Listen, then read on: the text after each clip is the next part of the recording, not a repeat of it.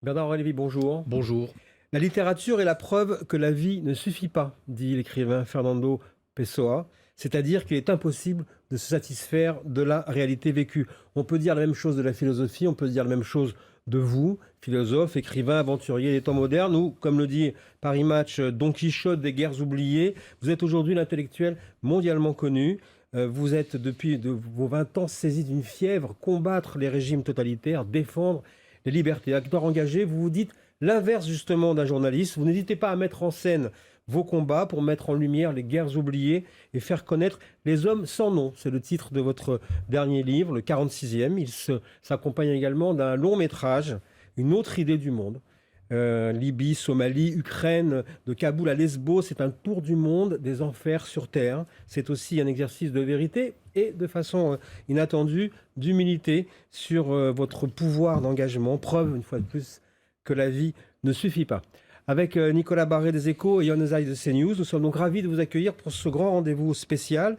Juste avant d'écouter un premier extrait du film, vous dites que c'est ce film qui vous a le plus affecté, remué, brûlé même. Pourquoi?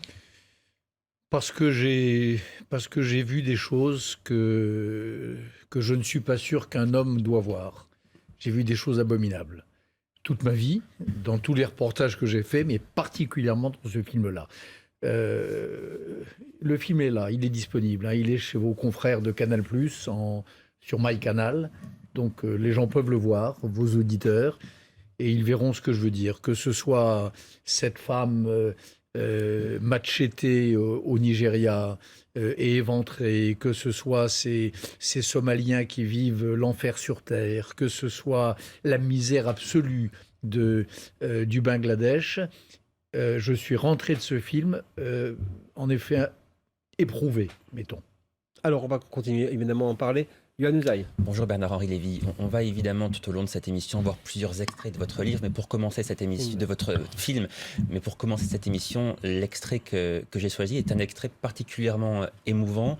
On est sur l'île de Lesbos où s'entassent dans des conditions absolument effroyables les migrants. On va le voir, on va le regarder et après on va s'arrêter sur le commentaire que vous faites de ces images. Une poignée d'humanitaires magnifique pour ce camp immense perdu dans les collines. Peu de médias et puis l'innocence des enfants qui ne savent pas encore qu'ils sont aux yeux du monde en trop sur cette terre. Voilà, alors on vous entend dire dans cet extrait que ces enfants ne savent pas encore qu'ils sont de trop sur cette terre. Vous dites aussi qu'il existe une humanité de seconde zone. Est-ce que ça signifie que pour vous, vous considérez que l'Europe est inhumaine? En l'occurrence, oui. Face à cette situation que j'ai filmée à Lesbos, l'Europe est en dessous d'elle-même, en dessous de sa vocation. Et je voudrais, vous savez, bien sûr qu'il faut engager le débat sur l'immigration. Il faut un débat articulé, sérieux. Il n'est évidemment pas question de faire de l'Europe un lieu d'accueil pour, selon la formule consacrée, toute la misère du monde. Mais avant de débattre, il faut regarder les choses, il faut regarder les visages, il faut regarder les situations. Et je mets au défi quiconque d'entre nous de rester insensible à la misère, à la détresse de ces enfants. Et qui déjoue les caricatures, parce que ces migrants sont l'otage de querelles politiciennes ou de querelles idéologiques, ce qui est à peine mieux, répugnantes, entre les uns qui les instrumentalisent au service d'une stratégie populiste de gauche, les autres qui les instrumentalisent au service de leur stratégie populiste de droite. Moi, je voudrais juste qu'on les regarde, eux. Donc, ce que vous dites, c'est que l'Europe, selon vous, n'accueille pas suffisamment. Et pourtant, l'Élysée dit la chose suivante: le taux d'acceptabilité de l'immigration dans notre pays est de plus en plus bas. Est-ce que vous êtes d'accord avec cette analyse? Est-ce que les Français ne veulent plus accueillir de migrants? Je ne le sais pas. Je ne sais pas ce que veut dire un taux d'acceptabilité. Deux, si tant est que ça ait un sens, c'est le travail de la politique de convaincre les Français par exemple, qu'on a besoin, que l'économie française ne tournerait pas, ne fonctionnerait pas s'il n'y avait pas un certain nombre chaque année de migrants. Et vous avez l'impression que les Français l'entendent, ça? Non, parce que les politiques ne le disent pas.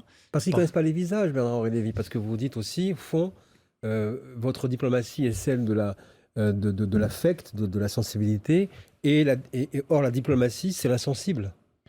C'est la géométrie. Eh bien, je crois que la diplomatie, ça doit être les deux. Bon, moi, dans ce film, dans Une autre idée du monde, je plaide, en effet, pour une politique de la France et de l'Europe qui soit sensible aux deux, à la réalité des choses, à la réelle politique, mais également à l'humanité, à l'émotion. On fait une diplomatie avec les deux. Vous savez, relisez même le plus froid de tous les théoriciens des monstres froids, Machiavel, dans la deuxième décade de Tite-Live. Il dit qu'une grande diplomatie, ça se fait avec les deux. Ça se fait pas seulement avec de la mécanique cynique, ça se fait aussi avec de l'affect, évidemment. Et quand on est en plus la patrie de Victor Hugo, ou quand on est, si on est italien, la patrie de Dante, ou si on est allemand, la patrie du romantisme allemand, il faut intégrer cette dimension-là. Nicolas Barré. Et est-ce que, compte tenu des crises géopolitiques que l'on connaît aux frontières de l'Europe, on doit s'attendre à de nouvelles crises des migrants? Les migrants, je connais vraiment pas trop mal cette question-là, et je la connais à la fois pour y avoir beaucoup réfléchi comme intellectuel, et pour m'être rapproché des gens qui en sont les acteurs. Ils partent pas pour le plaisir, ils quittent pas la Syrie par exemple pour le plaisir de venir traverser la Méditerranée dans des conditions atroces et s'entasser dans ces mouroirs que sont les camps de Lesbos ou de Kos. Ils quittent la Syrie, mettons, parce qu'elle est la proie d'une guerre atroce, sans précédent depuis longtemps, et qu'il n'y a plus de place pour eux. Et quand je dis qu'ils sont d'ailleurs en trop sur cette terre, ils sont déjà en trop dans leur propre pays, en Syrie, avant d'être en trop sur les rivages européens. Et vous contestez d'ailleurs cette expression de crise migratoire. Pour vous, ça n'existe pas. Je ne dis pas que ça n'existe pas. Ce que je crois, c'est qu'il faut arrêter de... Le langage est très important. Le registre métaphorique dans lequel on s'installe. Et quand on parle des migrants comme une marée, comme une eau qui déborde, comme une vague, je trouve que c'est un mauvais langage. Ce sont des humains. Alors, après, il faut réfléchir au cas par cas d'abord, et puis il faut réfléchir pays par pays. Une économie nationale, elle est capable d'absorber une certaine quantité de migrants chaque année. Il n'y a pas de doute là-dessus. Il faut également que les candidats à l'hospitalité respectent les règles du pays hôte. Ça va sans dire aussi. Ça s'appelle respecter la République. Ça veut dire se plier aux lois républicaines. Mais ce que je conteste, c'est cette espèce de manière, mais qu'on a pour tout maintenant, même sur le registre sanitaire, de penser l'humanité en grande masse, en plateau, en vague. Voilà, ça je le conteste. On a affaire à des humains singuliers. Et c'est à partir de là qu'il faut penser le politique. Et qui continue à raconter au fond l'histoire du monde. Ça a toujours été une histoire de déplacement.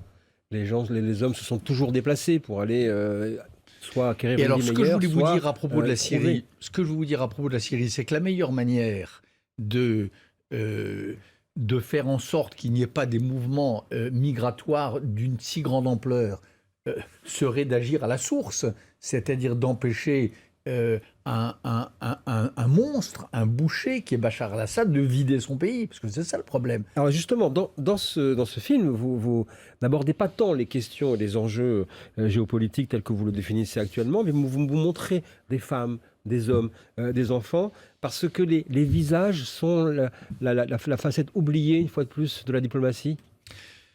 Parce qu'on vit dans un univers de nombre. Voilà. On pense en nombre, on pense en masse. Mais regardez, la crise du Covid a été de ce point de vue un bon laboratoire.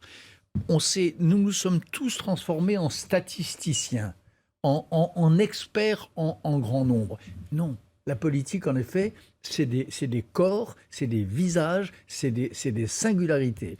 Et c'est pas cette espèce de flux anonyme et indifférencié que l'on nous présente. Donc dans ce film, en effet, j'essaye, tant que faire se peut, parce que je ne suis pas non plus exempt de ce reproche-là, mais de rendre leur corps et leur visage aux acteurs de la géopolitique. Par exemple, on parlait à l'instant de la Syrie, les jeunes femmes qui se battent contre les milices et les escadrons de la mort de Bachar al-Assad, ou qui luttent contre le totalitarisme d'Erdogan, elles ont un visage.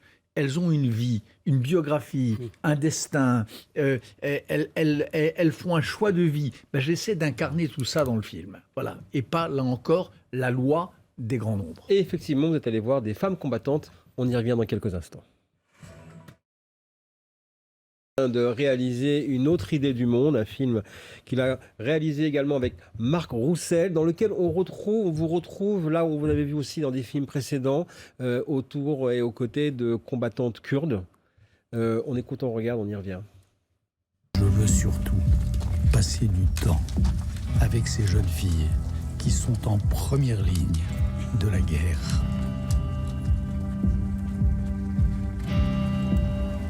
Je veux saluer ces femmes pour qui l'égalité avec les hommes, le féminisme, se vivent les armes à la main.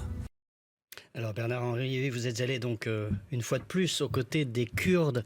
Les Kurdes, ce sont notre rempart, le rempart de l'Europe contre l'islamisme.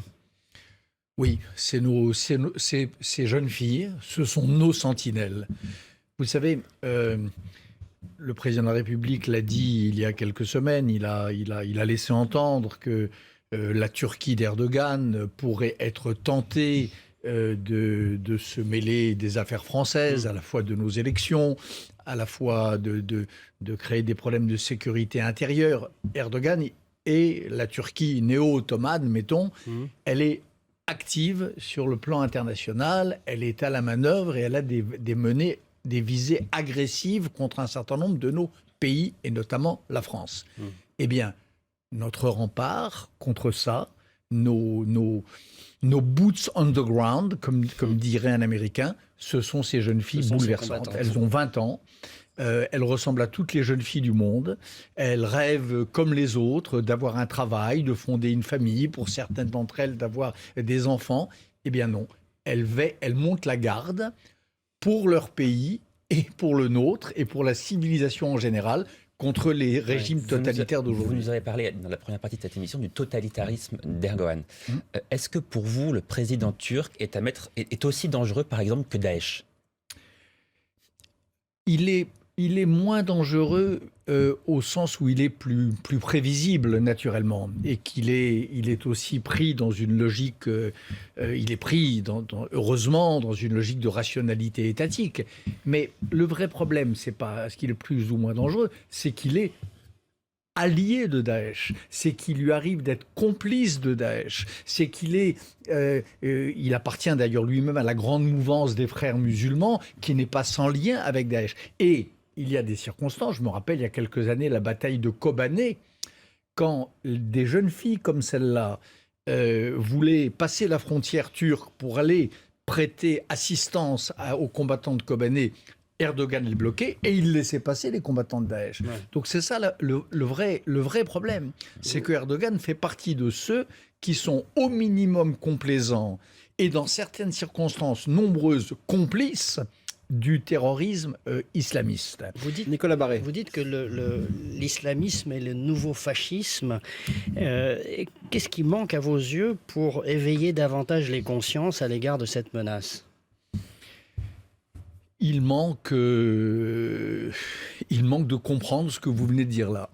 Il manque de réaliser ce que moi je dis depuis 1994. J'ai écrit un livre à l'époque qui s'appelait La pureté dangereuse, et où j'établissais le lien conceptuel, où je montrais qu'il y avait le même noyau rationnel entre le fascisme, le communisme et l'islamisme, que c'est le même imaginaire, que c'est les mêmes obsessions et que ce sont les mêmes réflexes. Or, déclinés, bien sûr, selon des modalités différentes. Ben, il faut répéter ça. Il faut le dire et le répéter. Et ce qui manque pour cela, ben, c'est probablement moins entendre ce qu'on appelle les islamo-gauchistes qui nous racontent eux une autre histoire, que l'islamisme radical c'est une autre façon de réinventer un prolétariat ou des... C'est ce que vous expliquiez déjà dès le lendemain de l'attentat contre les tours de New York. Vous disiez au fond ce nouveau progressisme qui est en train de s'installer et qui vient maintenant définir de nouvelles victimes, c'est ce qui va être le prochain danger. Oui, Dieu sait que les victimes, pour moi, elles méritent par principe un préjugé favorable. Je pense cela profondément et j'ai fait ce film vraiment en hommage aux victimes des guerres les plus atroces du moment. Mais il y a un moment où des artificiers du pire, des trafiquants de la misère s'emparent d'un malheur, d'un martyr, s'en servent comme d'un carburant pour une politique infâme. Et là, en effet, il faut le dénoncer. Et c'est le cas, en effet, dans ce qu'il est convenu d'appeler, et on a raison de l'appeler ainsi, l'islamo-gauchisme, c'est-à-dire cette façon qu'a l'extrême gauche d'aujourd'hui, en mal de son sujet historique traditionnel, il y a le prolétariat d'autrefois. La révolution prolétarienne n'est pas arrivée.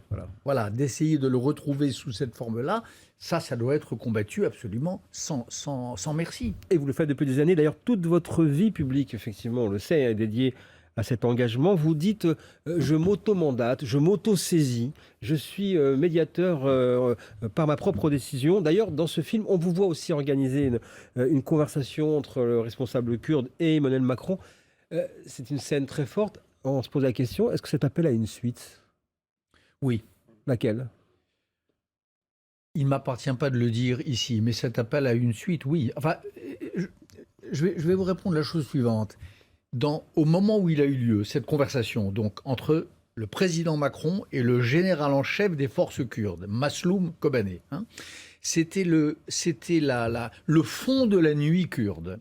C'était le moment où les Kurdes avaient affaire à la plus grande adversité, c'est-à-dire Daesh d'un côté et Erdogan de l'autre, et où ils étaient menacés d'anéantissement.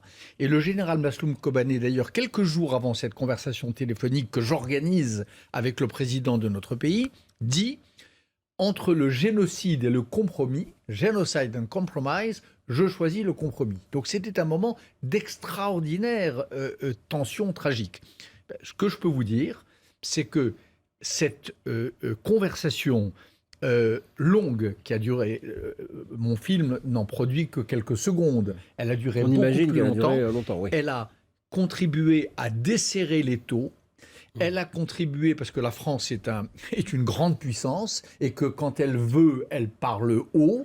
Cette conversation a contribué à calmer les ardeurs guerrières d'Erdogan, a contribué à calmer un certain nombre de pays amis et fournisseurs de toutes sortes de choses de la mouvance islamiste radicale, et ça a donné de l'air aux Kurdes. C'est une séquence extrêmement forte du film, effectivement.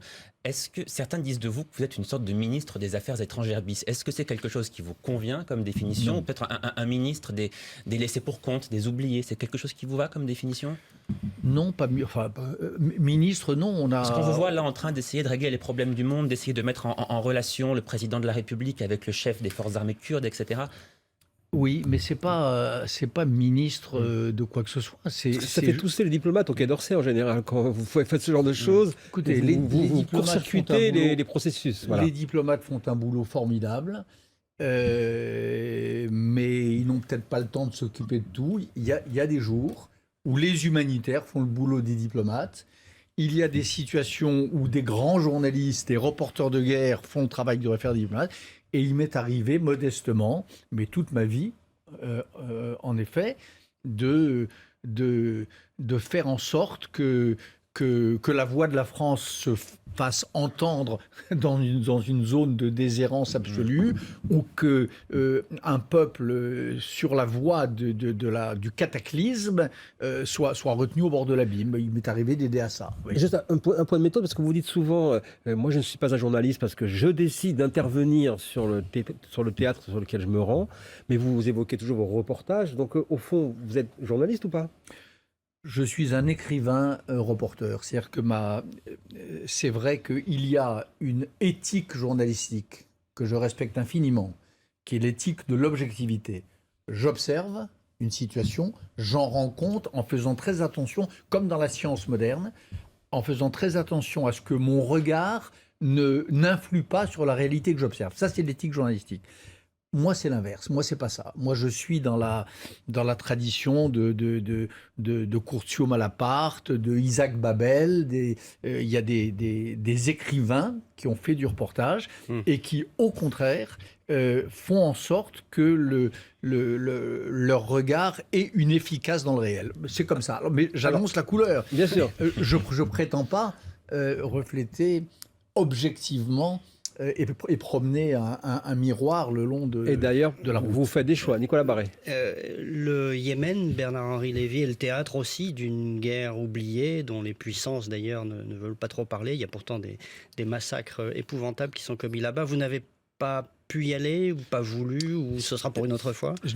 J'ai essayé et je n'ai pas réussi. Il y a évidemment... Vous savez, ce film, c'est mon journal de l'année 2020. C'est un journal filmé. Hein. Donc il y a les endroits où je suis. Et à l'origine de ce journal, il y avait une commande de vos confrères de Paris Match. C'est un film singulier d'ailleurs. On vous voit d'ailleurs avec Olivier Royan disparu. Voilà, qui naît vraiment de la volonté d'un journal et de son directeur de la rédaction, Olivier Royan, de commissionner un écrivain plutôt jeune et de l'envoyer dans des endroits les plus impossibles du monde. C'était ça l'accord avec votre confrère Olivier Royan. Voilà.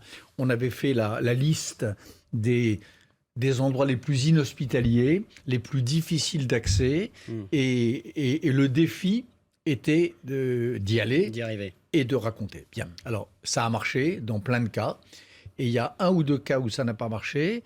Il y en a eu deux, c'est le Yémen en effet, et Gaza. Voilà. Et je le dis. Ce que vous racontez dans le film, effectivement. Ce que je raconte dans le film, oui, parce que dans la mesure, quand on fait le choix du journal, hein, du journal de bord, du road movie, bah on dit les choses comme elles sont. Donc je suis à Jérusalem, j'essaie d'entrer à Gaza, je n'y parviens pas, je le dis. Il y a des choses qui ne marchent pas, puis il y a des choses qui fonctionnent.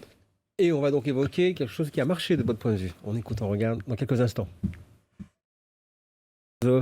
Écrivain, réalisateur donc de ce film Une autre idée du monde, qu'on aurait pu aussi appeler Une autre idée donc noire du monde, parfois tellement vous êtes allé dans les lieux les plus difficiles. Vous êtes beaucoup impliqué en Libye il y a quelques années, à l'époque du mandat de Nicolas Sarkozy. Vous êtes allé fêter la liberté donc de la Libye et retourné il y a quelques temps à l'occasion de ce film. L'ambiance était totalement différente. On écoute, on regarde. Dans la ville, des tirs retentissent qui visent ma voiture et juste derrière, celle de mes camarades.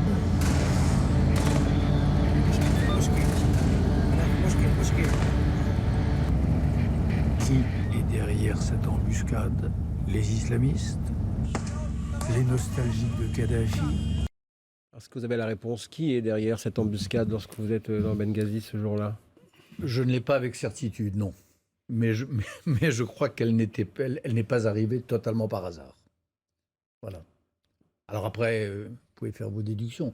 La Libye d'aujourd'hui, elle est dans sa partie Benghazi, elle est sous elle est sous l'empire des chiens de guerre de Poutine, et dans la partie Tripoli, elle est sous l'empire des escadrons de la mort d'Erdogan. Donc c'est l'un ou c'est l'autre. Voilà. Pour vous, c'est la Turquie qui est derrière ça? Je ne sais pas. En tout cas, il y a dans cette ville donc, de Tarhouna, mon petit convoi, on était 2 voitures, hein, c'était une toute petite équipe, était attendu par des gens qui savaient que nous passions par là, qui ont en effet ouvert le feu, qui ont tenté de bloquer nos voitures, qui avait nos plaques d'immatriculation. Donc tout ça était préparé. C'est pas quelque chose d'épidermique. Vous dites « seule la mort m'arrêtera ». Est-ce que vous avez eu l'impression parfois précisément que la mort était proche ou que vous risquiez précisément à certains moments de ce tournage d'y rester ? Écoutez, dès lors que l'on fait un peu ce métier, c'est pas mon métier, moi je suis écrivain, mais il m'arrive, dans le cadre de ce film, de faire le métier de reporter de guerre. Vous côtoyez des gens qui risquent leur vie tous les jours. Vous partagez la vie de soldates ou de soldats qui mettent leur vie en jeu pour défendre une certaine idée de la liberté. Donc bien sûr, vous prenez un peu moins de risques qu'eux parce qu'ils vous protègent. Oui, La grande différence, c'est que eux vous protègent, mais enfin vous en prenez. Oui, mais Bernard Lévy, dans ce cas effectivement que vous évoquez, de reporter de guerre, c'est souvent le fait de très malheureux hasards.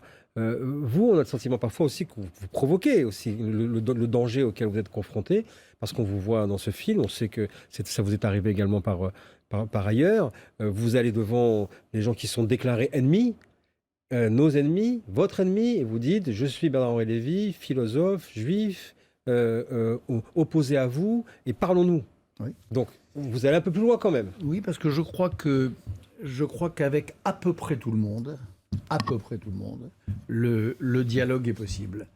Et donc, il m'est arrivé, en effet, plusieurs fois dans ce film, d'aller vers les pires des hommes, et d'essayer de renouer ce fil tellement fragile qui est le fil d'humanité et dont je crois qu'il n'est presque jamais totalement distendu. Voilà, c'est vrai, et je vais au-devant.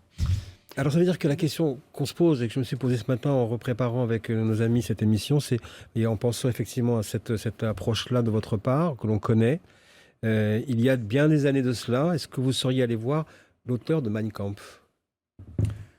Non, parce que quand je vous dis presque tous, il y a en effet j'ai bien insisté sur le mot, il y a des hommes qui se mettent hors de l'humanité. Et c'est le cas. Vous auriez déjà compris avec ce livre que c'était quelqu'un que vous ne pourriez pas rencontrer. Oui, voilà. Et de même qu'aujourd'hui, d'ailleurs, il y a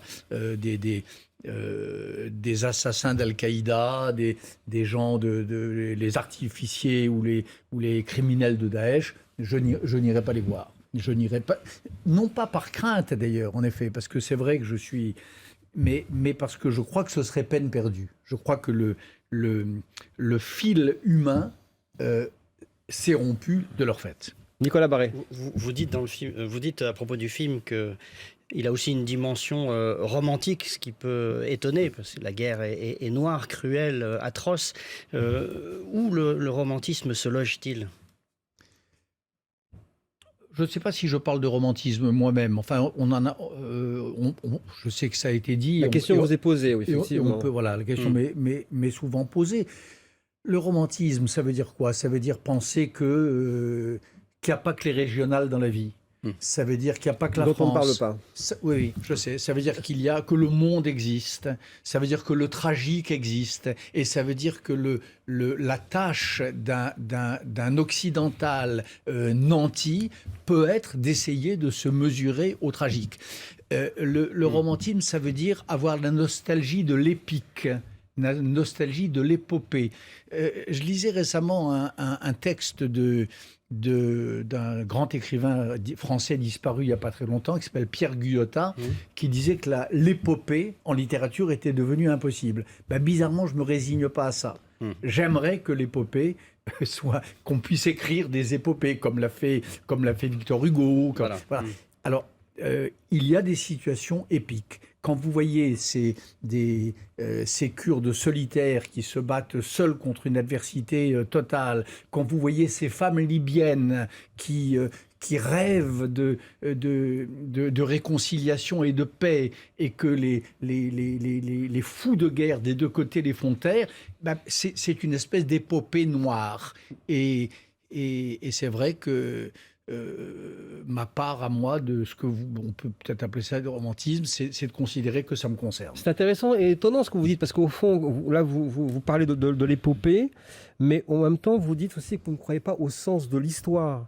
Vous avez fait aussi partie d'un mouvement, hein, d'une génération qu'on a appelé les nouveaux philosophes, qui ont voulu aussi pointer un certain sens de l'histoire au XXe siècle, les totalitarismes, les dictatures, les frustrations, enfin tout ce qui a fait la culture politique également du XXe siècle. Vous l'avez écrit dans le Testament de Dieu, idéologie française. Donc, il y a un sens de l'histoire quand même pour vous. Non.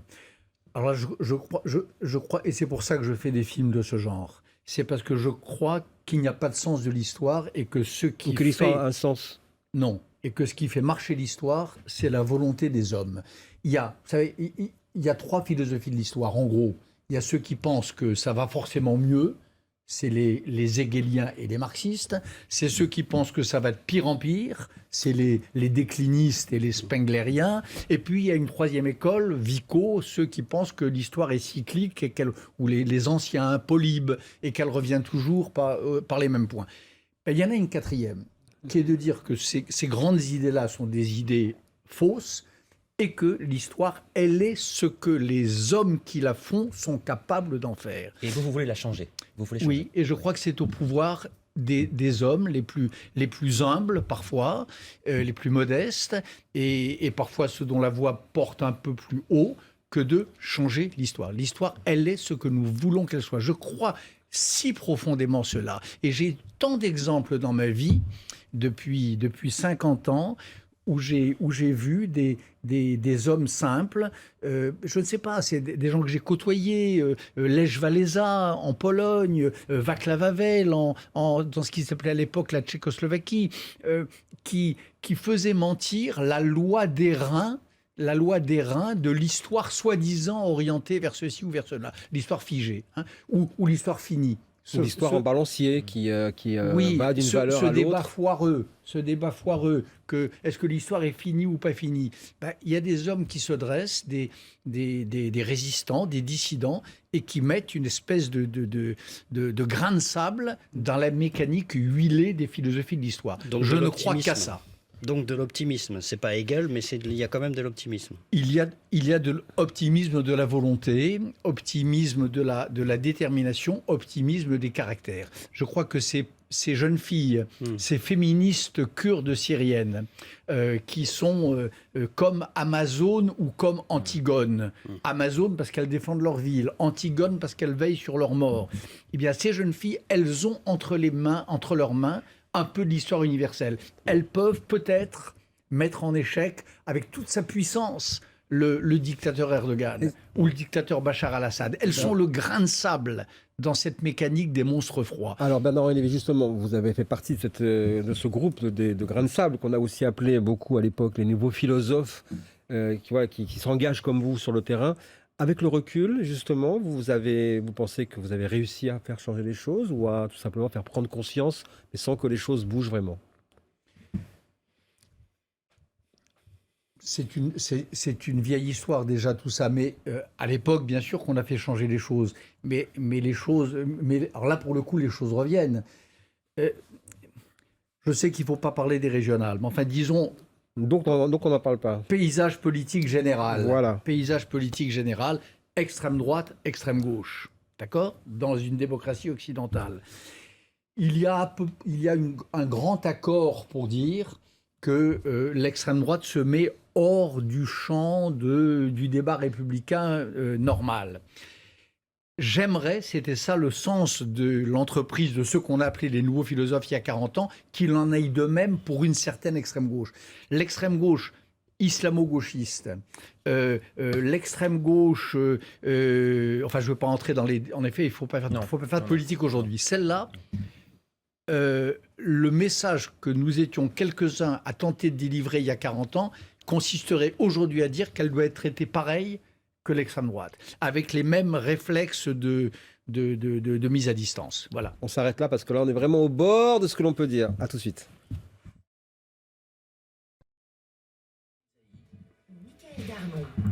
Et notre invité Bernard-Henri Lévy, question de Yann Usaï. Oui, puisque la France, via la voix du président de la République, a annoncé qu'elle allait amorcer un retrait de ses troupes au Sahel. Est-ce que vous considérez que c'est une erreur ?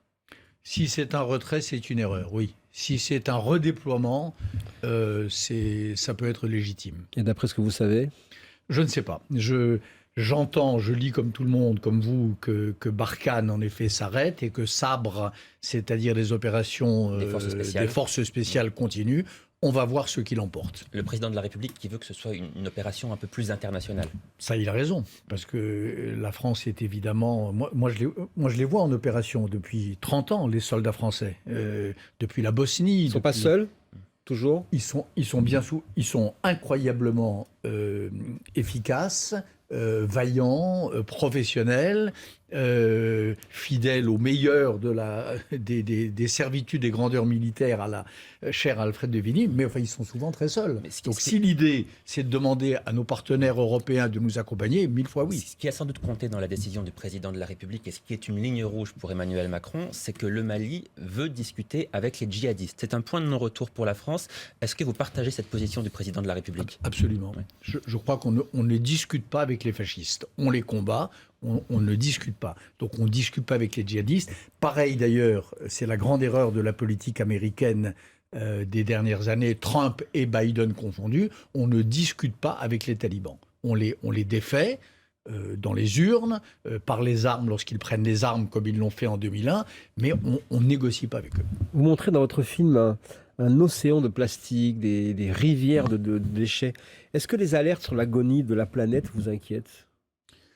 Oui, bien sûr. Je un peu moins là-dessus. Non, elle m'inquiète, mais je crains toujours que dans ce discours collapsologique, la fin du monde, la fin de la planète, je crains qu'il n'y ait quelque chose qui ne nous empêche de voir l'autre désastre, qui est le désastre humain.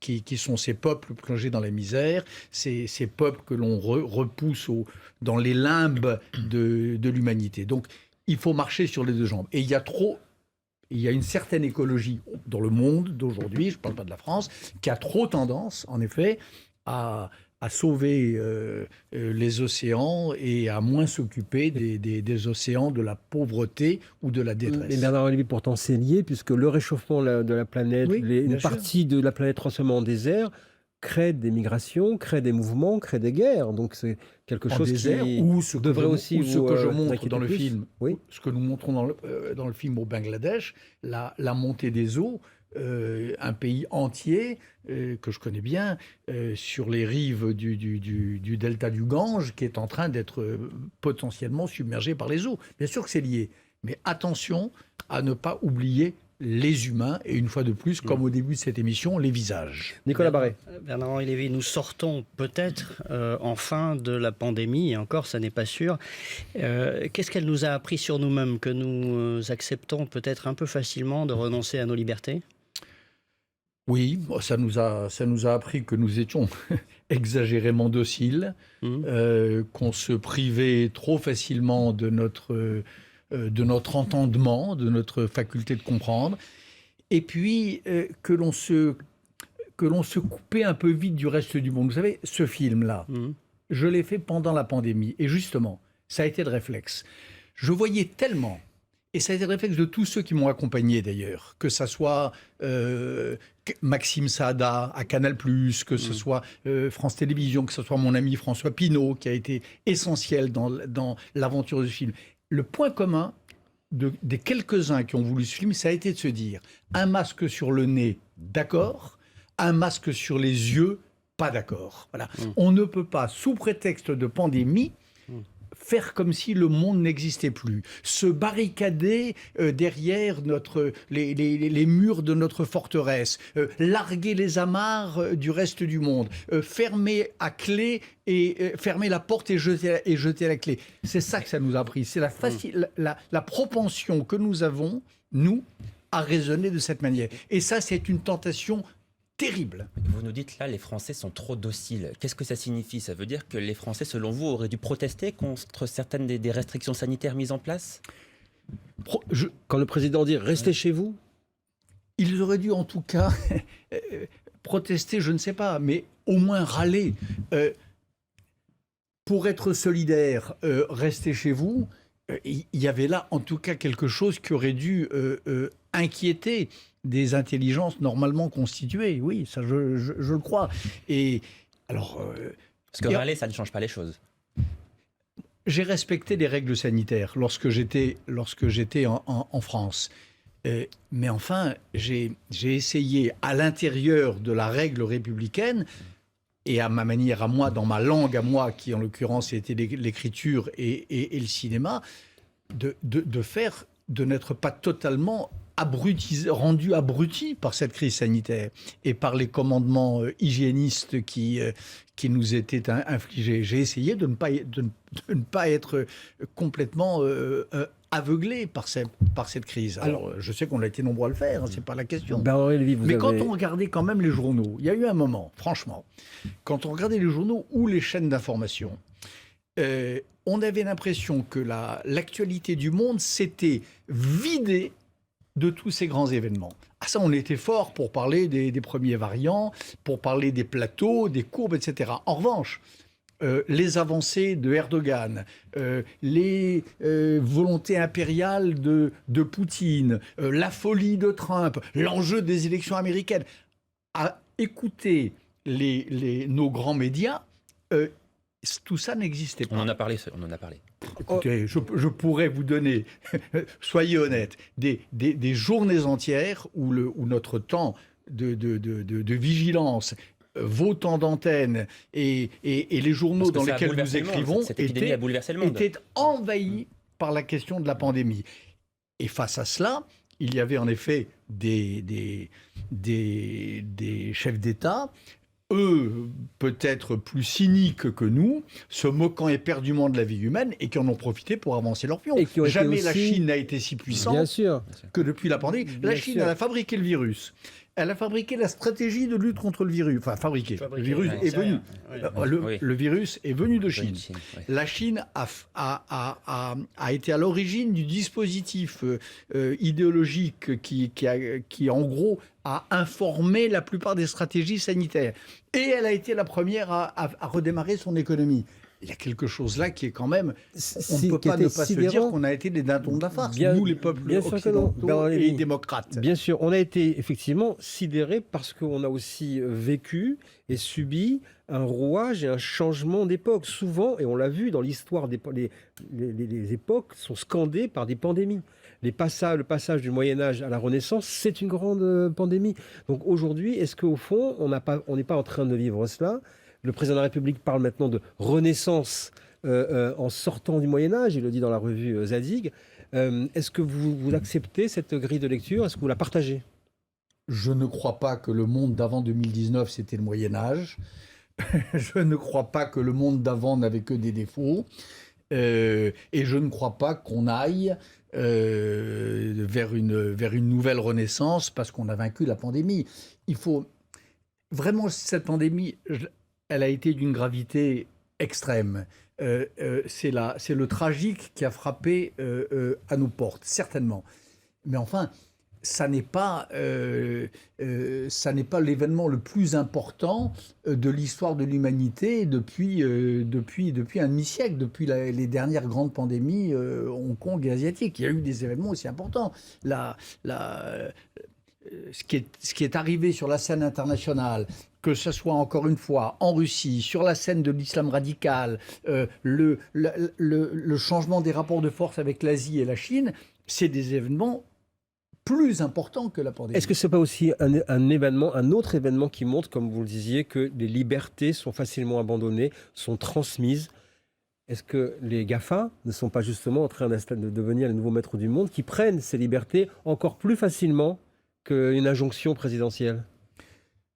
Elles n'ont même pas à les prendre. En effet, elles fonctionnent sur cette prise d'otage des libertés par la collecte de données et d'ailleurs par la possibilité qu'elles donnent à chacun d'entre nous d'espionner, de surveiller notre voisin. La vraie sauvagerie, pour parler comme le président de la République, la vraie sauvagerie des réseaux sociaux, c'est pas tellement la sauvagerie des GAFA vis-à-vis de nous, c'est cette espèce de surveillance de tous par tous, cette espèce de panoptique latéralisée que les GAFA permettent, qui font qu'on est chacun l'espion de chacun. Et ça, c'est un combat qui mérite que vous le meniez, que vous alliez dénoncer, comme vous dénoncez d'autres dictatures, ou c'est une fatalité?